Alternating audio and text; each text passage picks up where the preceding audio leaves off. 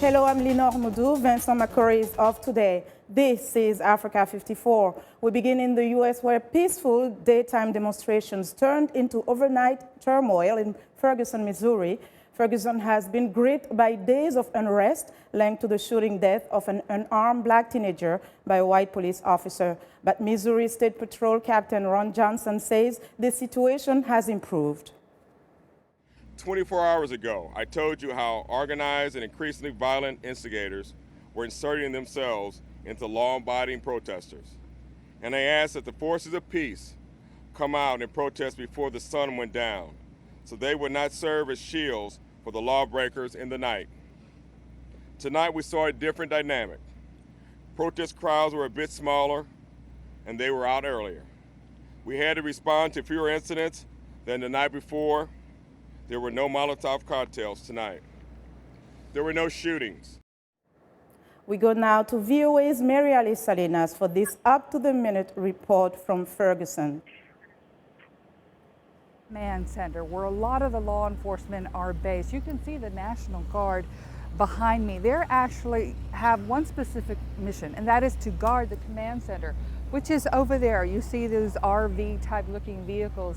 That's where they're orchestrating their entire response to the unrest that we've been seeing since August 9th. As for last night, overall, it is considered a success. There was no tear gas that was tossed. There was no violence. There were more than 40 arrests. So there was some tension. We were there. It was very tense, no question. But they feel like they're starting to make some progress. The world is watching. I want to give you an idea of how much media is out here. Look at all the different stations set up for media outlets. They're here from around the world. So a lot of interest in how the U.S. is going to handle this particular situation, this Michael Brown case, which is considered a flashpoint for what local leaders here say is a question that still exists, a problem that still exists in America. They say this divide between black and white America that is continuing. I'm Mary Salinas reporting live from Ferguson, Missouri. Back to you. Thank you, Mary Alice. And the shooting death of 18-year-old Michael Brown has sparked outrage across the U.S. and prompted the White House to send U.S. Attorney General Eric Holder to the small community. Holder has promised the people of Ferguson a full, fair, and independent investigation into Brown's killing. Again, here's VOA's Mary Alice Salinas.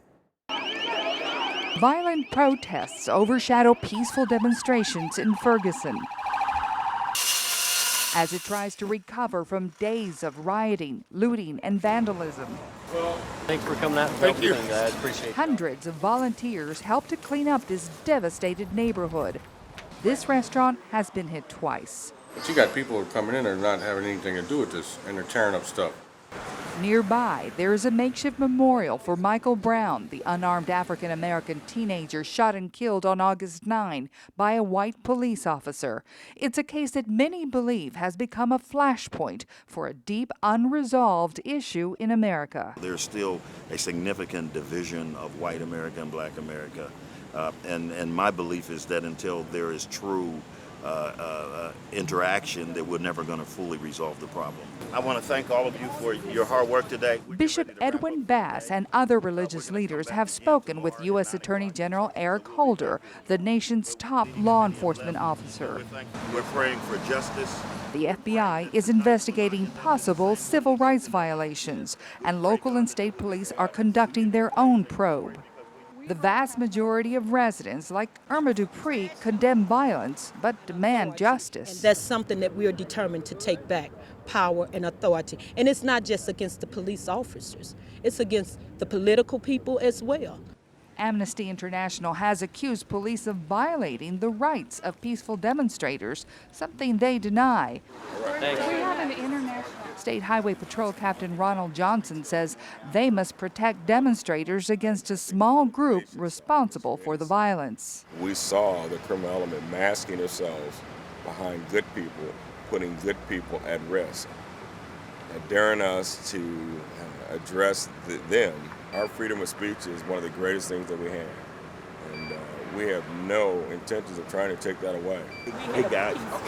Bishop Bass says a Justice Department probe into Brown's death is critical. If the appropriate decision is understood and made, it will bring peace to this community. If the community feels there's a sense that it is not being treated justly, unfortunately, there will continue to be unrest.